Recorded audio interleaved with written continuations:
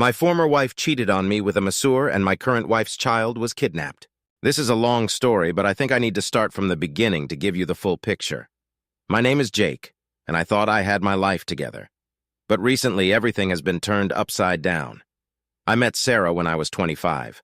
We both worked in the same office building, though in different departments. She was this vibrant, beautiful woman with an infectious laugh. I was instantly smitten.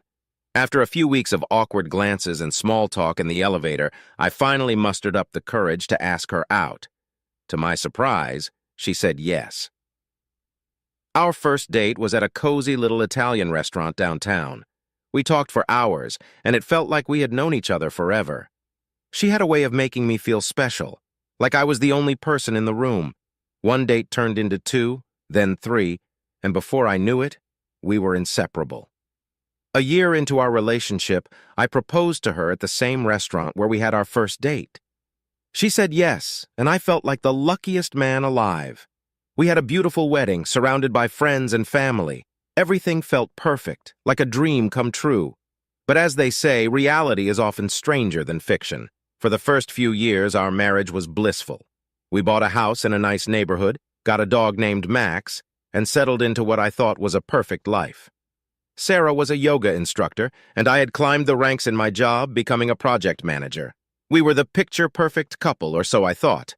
Sarah was always very into health and wellness. She would often go to spas, have massages, and take yoga retreats. I encouraged it because it made her happy, and I trusted her completely. She had this one massage therapist, Tony, who she raved about constantly.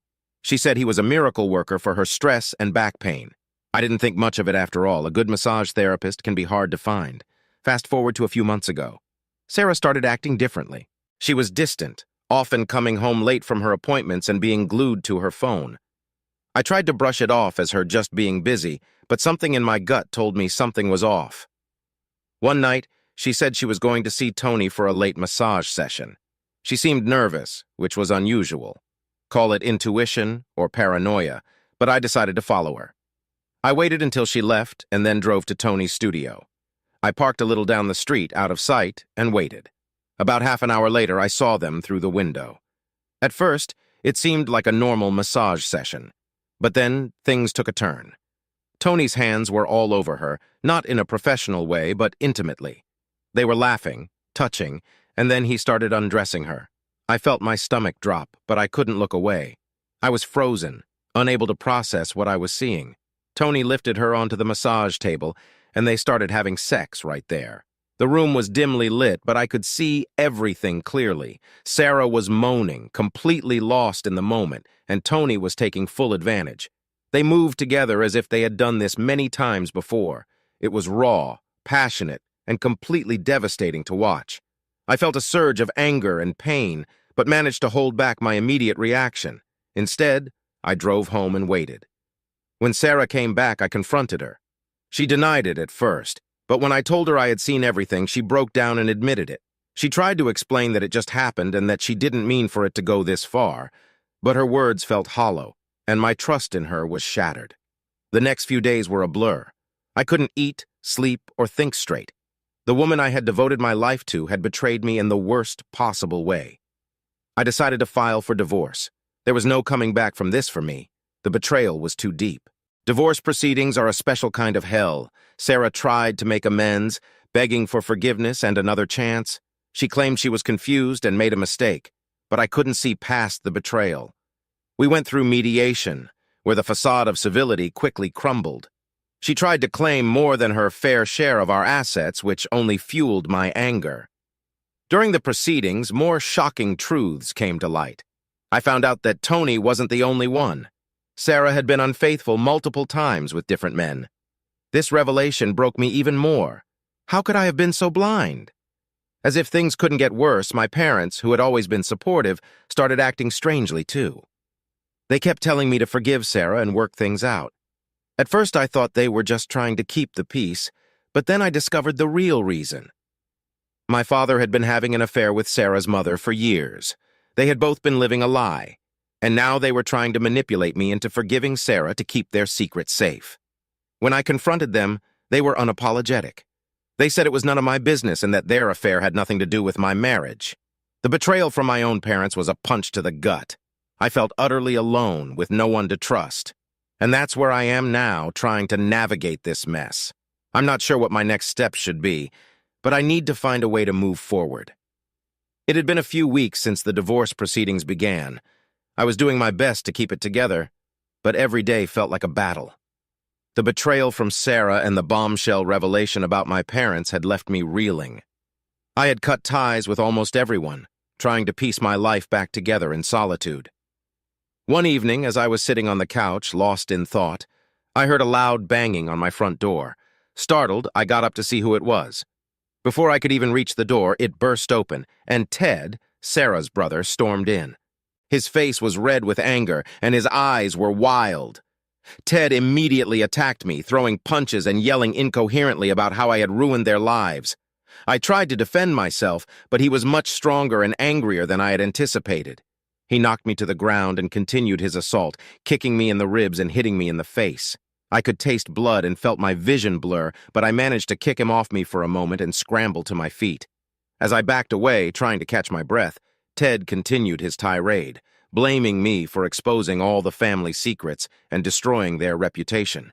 His rage was uncontrollable, and I realized he wasn't going to stop. Desperation gave me strength, and I fought back with everything I had, managing to land a few punches that stunned him. Just as it seemed like I might be able to turn the tide, 2 police officers burst into the house, having been called by a neighbor who heard the commotion. They quickly subdued Ted and pulled him away from me.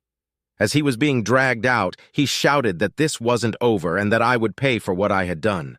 In the aftermath of the attack, I was taken to the hospital for my injuries. The doctors were concerned about a possible concussion and broken ribs, but I was more focused on the chaos that my life had become. While I was recovering, I received a call from my lawyer with more bad news. Sarah was claiming that I had been abusive during our marriage and was fighting for full ownership of our house and assets. The accusations were baseless, but the legal battle was going to be long and grueling. A few days later, while still in the hospital, I received another shocking piece of news. The police had discovered that Sarah and Tony were involved in an embezzlement scheme at her yoga studio. They had been laundering money through the business and hiding it in offshore accounts. The investigation was ongoing, but it looked like they were facing serious jail time. As I tried to process all this information, I got a visit from an old friend, Mark. He had heard about my situation and came to offer support. Mark and I had been close in college but had drifted apart over the years. Seeing him again was a welcome relief. He filled me in on what had been happening in the outside world, and for a few hours, I felt a semblance of normalcy. However, the calm didn't last. One night, as I was getting ready to leave the hospital, a nurse handed me an envelope. Inside was a letter from an anonymous source, warning me that I was still in danger. The letter claimed that Sarah and Tony weren't the only ones involved in the embezzlement scheme. There were others, higher up, who were worried that I knew too much and would stop at nothing to silence me. I showed the letter to the police, who assured me they would look into it, but I couldn't shake the feeling of impending doom. I decided to take matters into my own hands and started digging into Sarah's business and connections. What I found was more than I could have ever imagined. Sarah's yoga studio was just a front for a larger criminal organization involved in money laundering, drug trafficking, and even human trafficking. I realized that my life was in serious danger and I couldn't trust anyone. I packed my bags and went into hiding, trying to stay one step ahead of the people who were after me. Mark helped me set up a safe house and provided me with the resources I needed to stay off the grid. As I pieced together the full extent of the criminal network, I documented everything and prepared to go to the authorities. But every day was a struggle, as I had to constantly look over my shoulder and move frequently to avoid being caught. The situation escalated when I found a tracker hidden in my car. Someone knew my movements and was getting closer. I had to abandon the car and move on foot, staying in motels and using cash to avoid detection. The stress and fear were overwhelming, but I knew I couldn't stop until I exposed the truth and cleared my name. And that's where I am now, constantly on the run, trying to navigate this mess. I'm not sure what my next steps should be, but I need to find a way to bring down this criminal network and finally get my life back. The days on the run blurred together. Every corner I turned, every shadow I saw, my paranoia grew. My only constant was Mark, who was risking everything to help me. He kept me informed about the ongoing investigation and the developments in Sarah and Tony's case. The authorities were closing in on the larger criminal network, and arrests were being made, but it was a slow and dangerous process.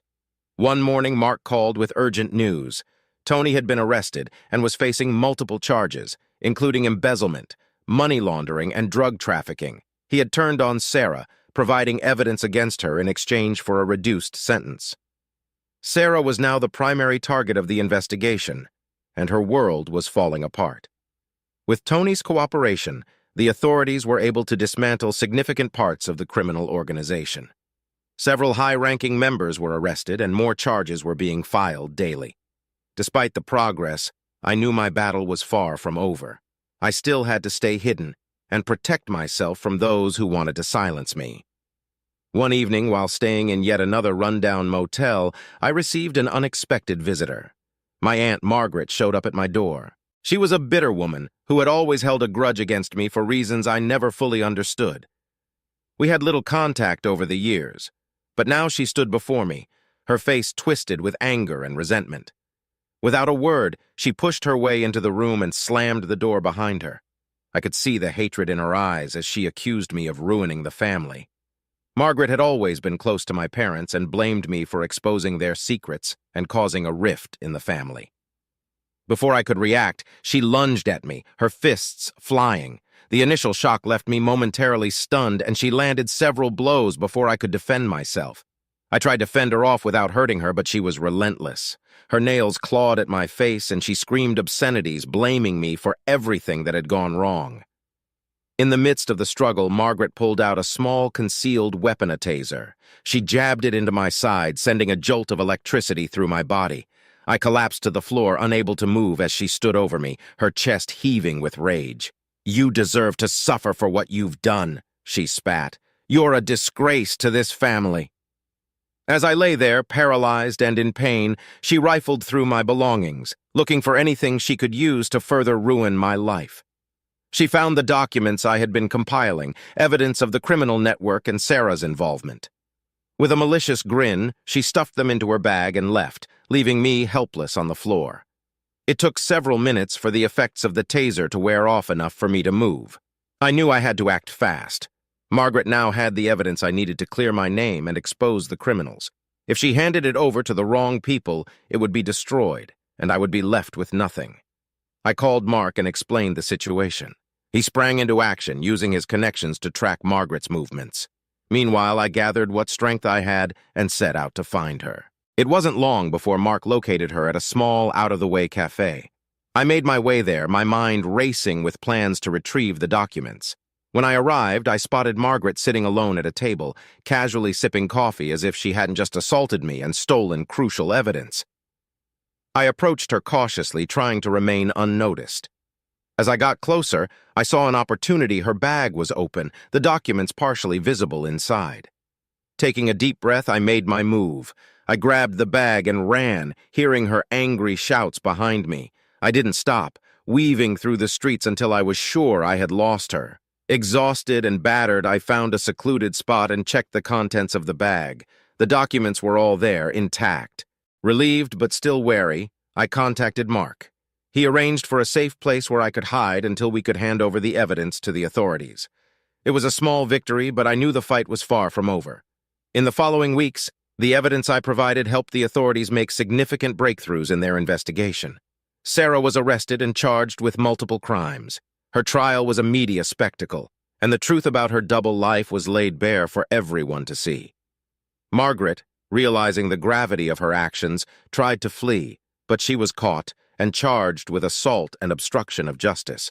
Her hatred for me had driven her to desperate measures, and now she was facing the consequences. The criminal network continued to unravel, with more arrests being made and more victims being freed. The authorities praised my courage and determination, but I knew it had come at a great personal cost. My life had been shattered, my trust in those closest to me broken. As I slowly began to rebuild, I remained cautious, always looking over my shoulder. The scars from this ordeal would never fully heal, but I was determined to move forward. With the support of true friends like Mark, I started to see a glimmer of hope for the future. And that's where I am now, still navigating the aftermath of the chaos, but with a renewed sense of purpose. There are still many challenges ahead, but I know I have the strength to face them. Months passed, and slowly life began to return to a semblance of normalcy.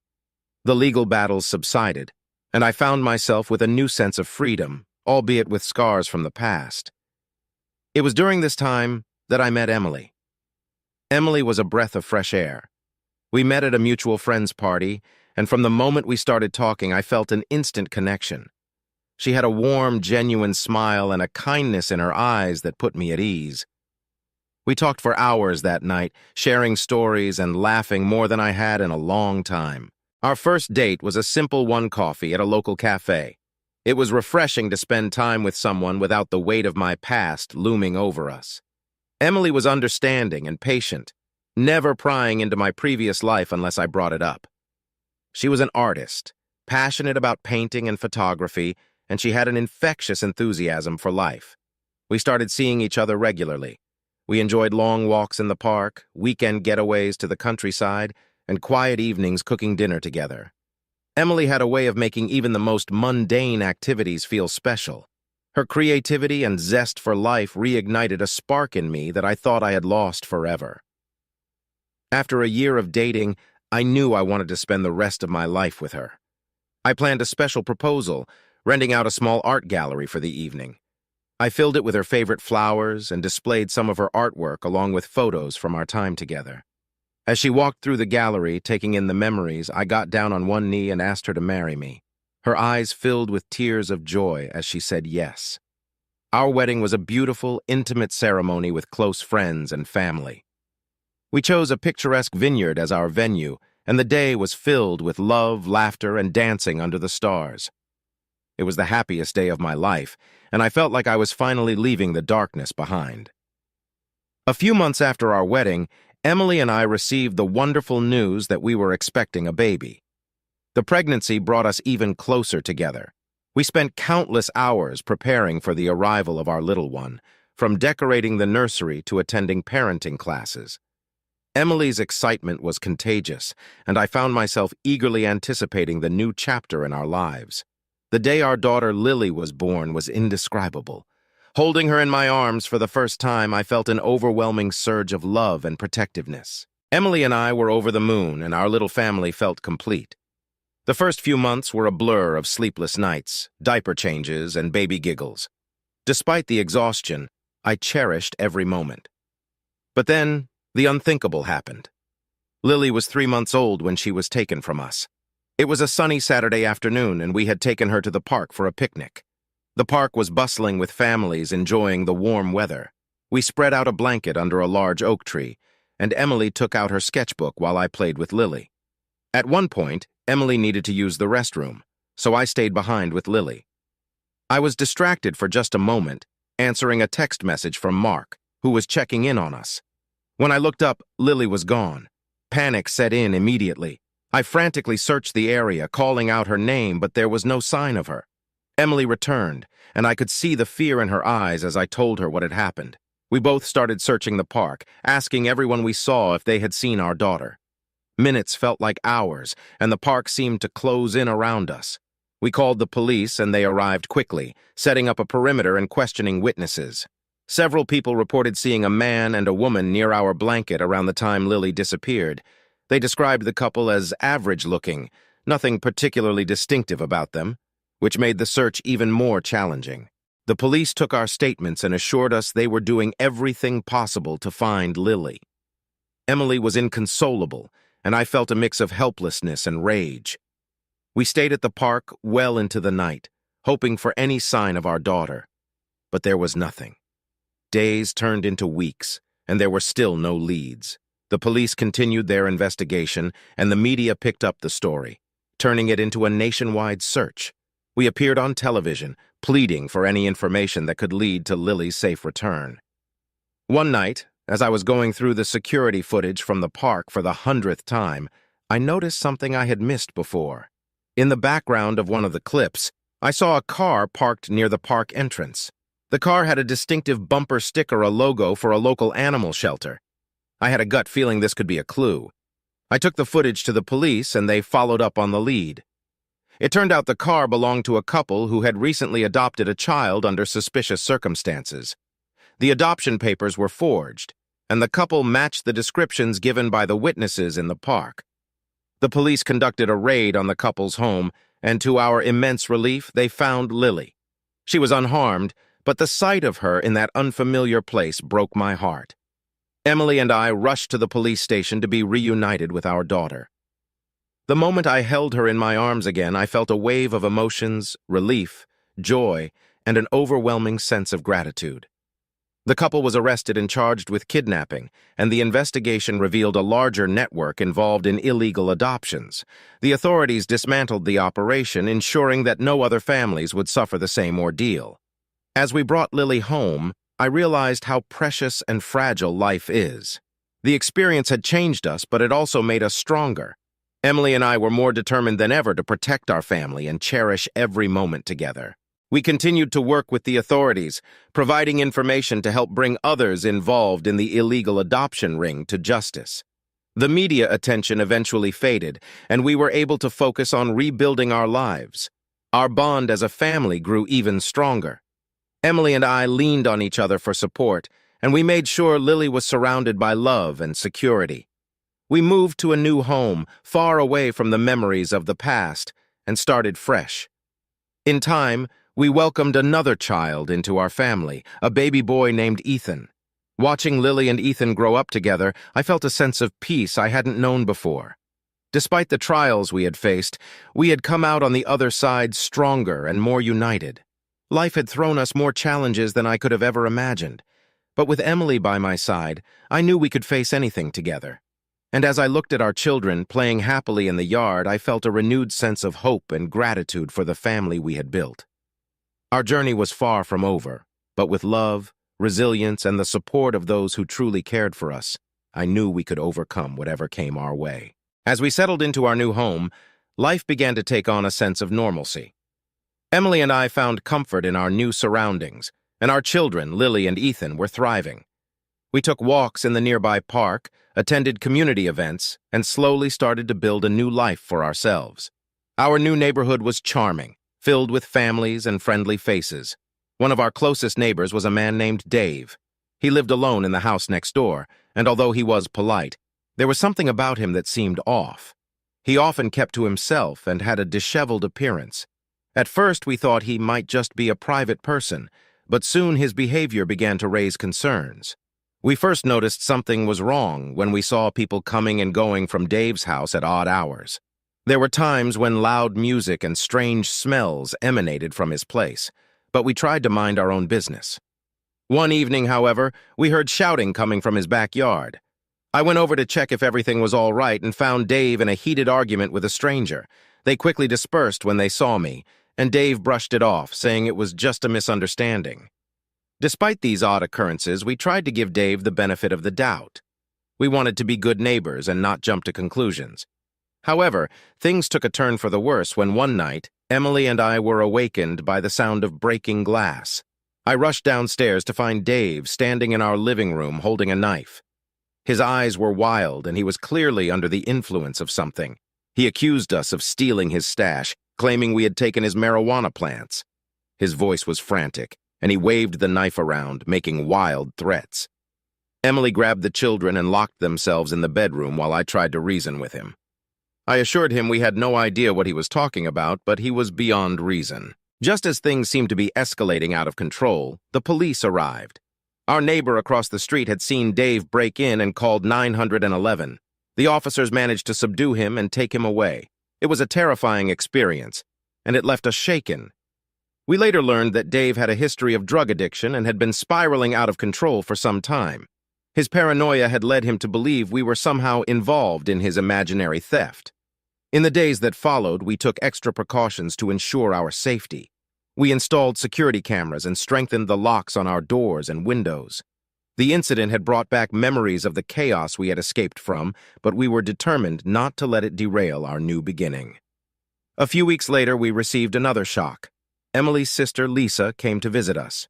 She had been living abroad for several years and decided to return to be closer to family. Her arrival was a pleasant surprise, and it was heartwarming to see Emily reconnect with her sister. However, Lisa's visit soon brought to light a betrayal that would test our family's bonds. One evening, as we sat down for dinner, Lisa revealed that she had been in contact with Sarah, my ex-wife, and had been providing her with information about our new life. Emily was devastated. She couldn't understand why her sister would betray her trust like that.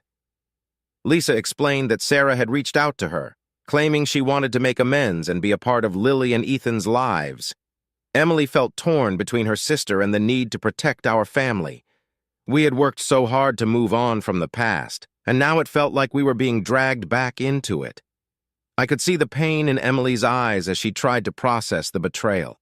Lisa apologized profusely, insisting she had only wanted to help Sarah, not realizing the full extent of the damage she was causing. Despite the tension, Emily and Lisa eventually reconciled. Lisa promised never to contact Sarah again and to support us fully in keeping our family safe and secure. It was a difficult time, but we managed to navigate through it together. Around this time, we also received news about my parents. My father had fallen seriously ill, and my mother reached out seeking reconciliation. It was a complicated situation. Despite their betrayal, they were still my parents, and I couldn't ignore their plea for help. After discussing it with Emily, we decided to visit them.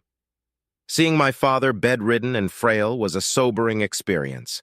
My mother was a shadow of her former self, worn down by guilt and regret. They both apologized for their actions, expressing deep remorse for the pain they had caused. It was a lot to take in, but Emily and I chose to forgive them, if only to bring some peace to the family. Life slowly began to settle down again. Emily and I focused on our children, creating happy memories and building a strong foundation for their future. We became more involved in the community, making new friends and strengthening our support network. One afternoon, while Emily and I were gardening, our new neighbor, Jane, from 2 houses down, stopped by. She was a kind and warm woman who had quickly become a friend. She mentioned that she had seen Dave around the neighborhood recently, looking even more disheveled and agitated than before.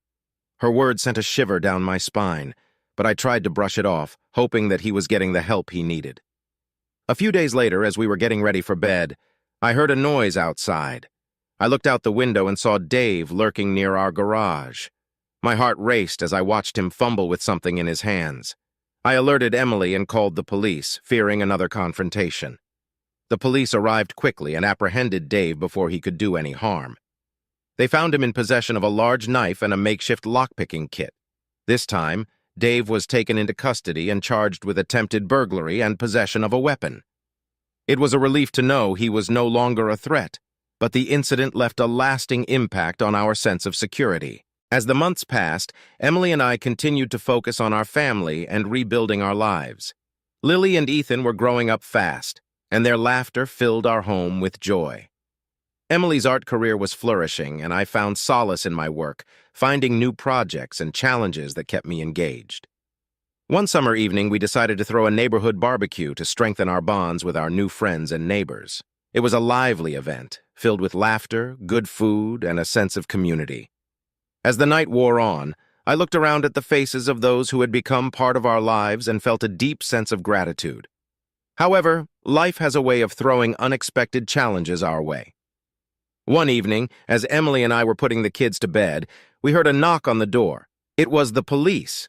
They informed us that they had discovered a plot by a group of criminals to kidnap children from affluent neighborhoods.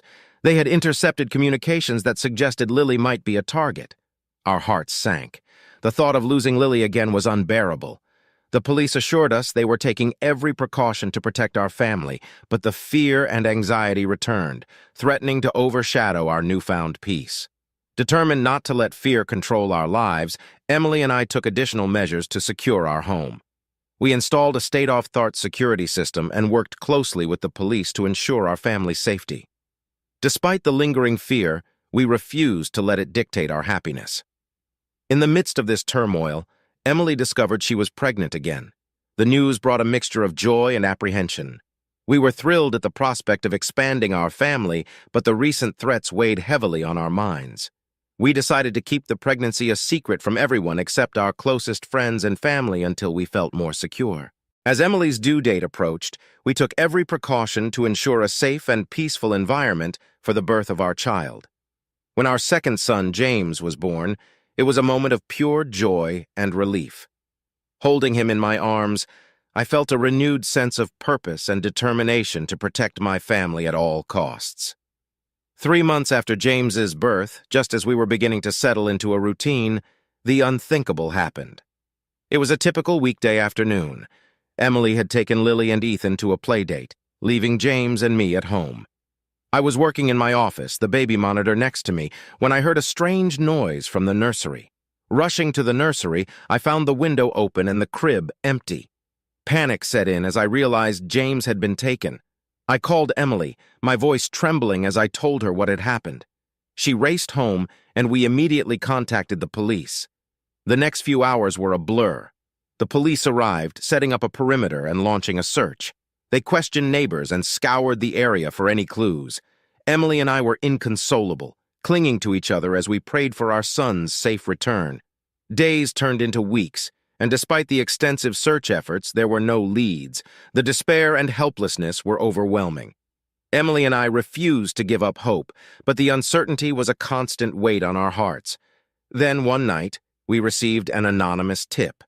The caller claimed to know where James was being held. The information was vague, but it was our first real lead. The police advised caution, but Emily and I were desperate. We followed the lead to an abandoned warehouse on the outskirts of town. The warehouse was dark and foreboding. As we approached, we could hear muffled cries coming from inside. With the police close behind, we entered the building, our hearts pounding. In a dimly lit room, we found James, unharmed but scared. He had been taken by a desperate man trying to extort money from us, believing we were wealthy due to the media attention our family had received. The police apprehended the kidnapper, and we were finally reunited with our son. The relief was indescribable, and we held James close, vowing never to let him out of our sight again. In the aftermath of the kidnapping, our community rallied around us, providing support and comfort.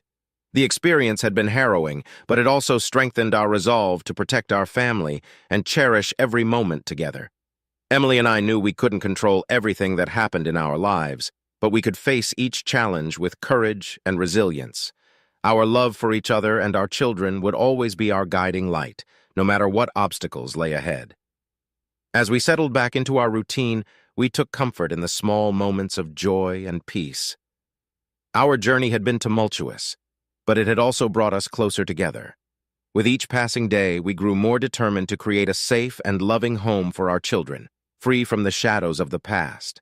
And so we continued to move forward, embracing the future with hope and gratitude, knowing that no matter what challenges came our way, we would face them together as a family.